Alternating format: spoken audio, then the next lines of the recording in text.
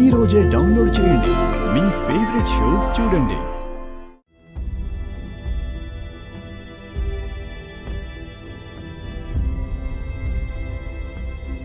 తాతయ్య, తాతయ్య, తాతయ్య.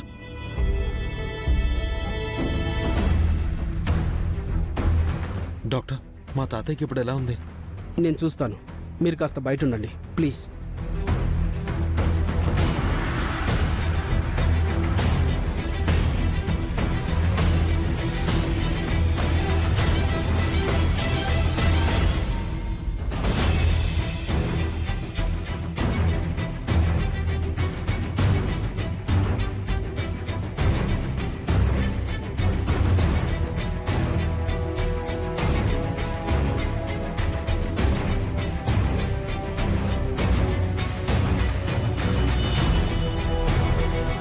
ఈ విషయం వెంటనే గరుడాచలంకి పోస్ట్ చేయాలి.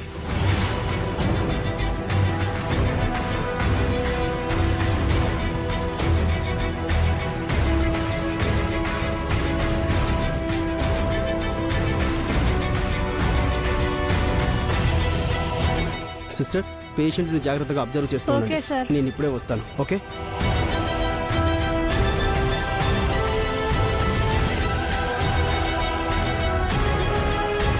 డాక్టర్, మా తాతయ్యకి ఎలా ఉంది? కొన్నిసార్లు మందుల కన్నా మాటలు ఎక్కువగా పనిచేస్తుంటాయి వెంకీ. నువ్వేం మాట్లాడావో తెలియదు కానీ ఆయన కోమాలోంచి ఇప్పట్లో బయటికి రావడం కష్టమని నేను చెప్పిన మాటని, ఆ మాటని అబద్ధం చేసేశావు. అంటే తాతయ్య కోమా నుంచి బయటకు వచ్చినట్టేనా? 100% వచ్చినట్టే.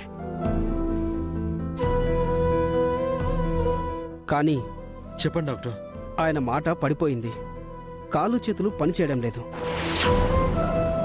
భయపడద్దు వెంకీ, ఆయన శాశ్వతంగా అలా ఉండరు. మందులు వాడితే త్వరగానే మళ్ళీ మామూలు మనిషి అయ్యే ఛాన్స్ ఉంది. ఆయన మీ మధ్య ఉంటే అది ఇంకా హెల్ప్ అవుతుంది. మీరు ఈరోజు ఆయన్ని డిశ్చార్జ్ చేసుకొని ఇంటికి తీసుకెళ్ళవచ్చు. Thanks doctor. Thank you so much. నేను ఆయన తీసుకెళ్తాను. ఓకే, నేను మా వాళ్ళతో ఆ ప్రాసెస్ చూడమని చెప్తాను. మీరు కాసేపు వెయిట్ చేయండి. అలాగే డాక్టర్.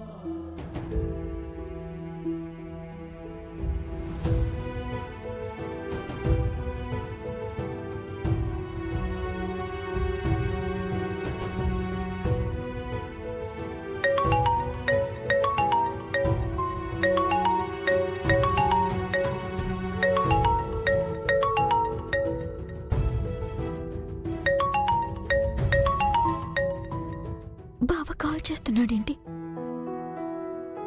ఇందాకే కదా అమ్మతో మాట్లాడాడు. అమ్మ బాధపడుతున్నాడని చెప్పింది కదా, మరిప్పుడు ఎందుకు చేస్తున్నట్టు? ఆ ఇంటి నుంచి అమ్మతో పాటు నేను కూడా రావటం బావని ఇంకా బాధ పెట్టుండొచ్చు. అలా ఎలా వచ్చేసావు పద్దు? నన్ను నువ్వు కూడా నమ్మలేదా అని అడిగితే నేనేమని చెప్పాలి? నువ్వంటే నాకు ఇష్టం బావా. నీ పైన నాకు కొండంత ప్రేమ తప్ప ఆవుకించెంత అనుమానం కూడా లేదు.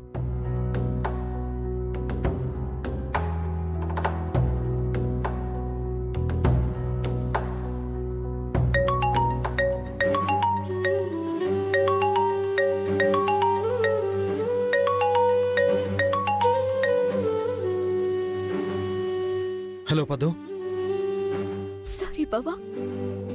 సారీయా? దేనికి? నేను అమ్మతో పాటు ఇక్కడికి వచ్చినందుకు, నిన్ను బాధ పెట్టినందుకు. అయ్యో పద్దు, అదంతా మర్చిపోమని అత్తయ్యతో చెప్పాను కదా. అయినా నేనిప్పుడు కాల్ చేసింది నీతో సారీ చెప్పించుకోవడానికి కాదు, నీకు గుడ్ న్యూస్ చెప్పాలి. గుడ్ న్యూసా? ఏంటి బావా అది? తాతయ్య స్పృహలోకి వచ్చారు పద్దు. కోమా నుంచి బయటపడ్డారు.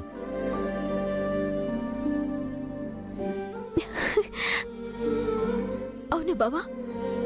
తాతయ్య స్పృహలోకి వచ్చారా? ఇప్పుడు నువ్వు హాస్పిటల్కి వెళ్తున్నావు బావా? నేనిప్పుడు తాతయ్య దగ్గరే ఉన్నాను పద్దు. నువ్వు అర్జెంటుగా అందరికీ ఈ విషయం చెప్పి అందరినీ తీసుకుని హాస్పిటల్కి వచ్చాయి. అలాగే బావా, అలాగే.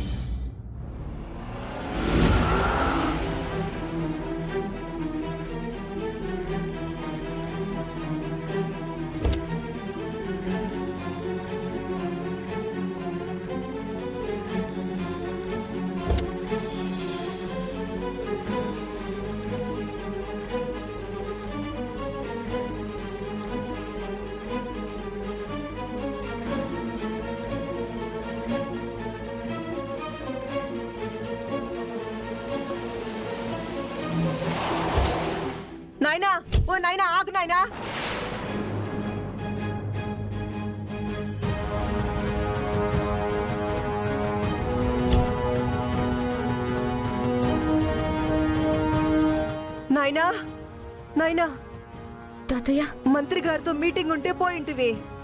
మధ్యలో బావగారు హాస్పిటల్ నుండి ఫోన్ చేసి ఇట్టా మీ నాయన స్పృహలోకి వచ్చినాడని చెప్పంగానే మీటింగ్ మధ్యలోనే వదిలేసి నిన్నెప్పుడెప్పుడు చూడాలనా అని ఆగ మేఘాల మీద వచ్చేసినా నాయనా.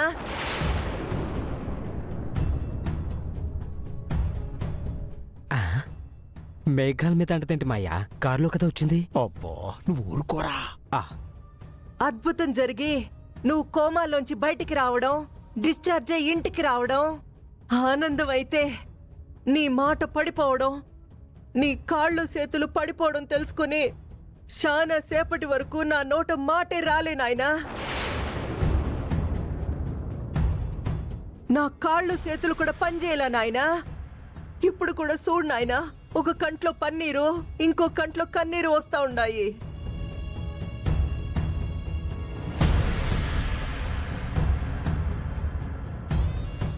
నాకు డౌట్ మాయా. అత్తయ్య గాని ఇదే యాక్టింగ్ సినిమాలో చేసుంటే ఒక చేత్తో ప్రాంతీయ అవార్డు, మరో చేత్తో జాతీయ అవార్డు పట్టుకొచ్చేది మాయా. నువ్వు మరీ అంత ఎమోషనల్ అవ్వకత్తా. నీ బాధ చూస్తుంటే నిన్ను ఓదార్చడానికి నాకు మాటలు రావట్లేదు. ఏంటి నిజమా? నీ మీదొట్టు చక్కుడి. ఆయన డాక్టర్ గారు ఏం చెప్పారు? ఆయన కోమాలోంచి బయటపడడం కష్టం అన్నారు. కానీ మన అదృష్టం కొద్దీ బయటికి రాలా. అలాగే ఏదో ఒక రోజు తాతయ్య మాటకి ప్రాణం వస్తుంది, ఆయన కాళ్ళు చేతులకి జీవం కూడా వస్తుంది.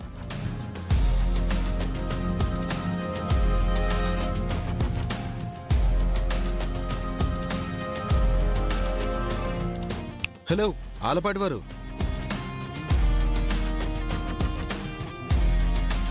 తాతని బయటే ఆపి ఏంటి పిచ్చాపాటి? కాస్త గాపిస్తే లోపలికి తీసుకెళ్తాం.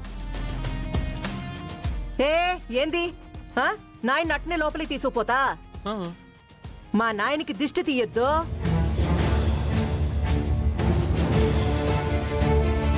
సుబ్బులు సుబ్బులు ఏడున్నో తొందరగా రా. అమ్మగారు చెప్పండి. నాయనకి దిష్టి తీయాలా? ఎర్రనీళ్ళు తీసుకురా పో తొందరగా. సరేనమ్మా.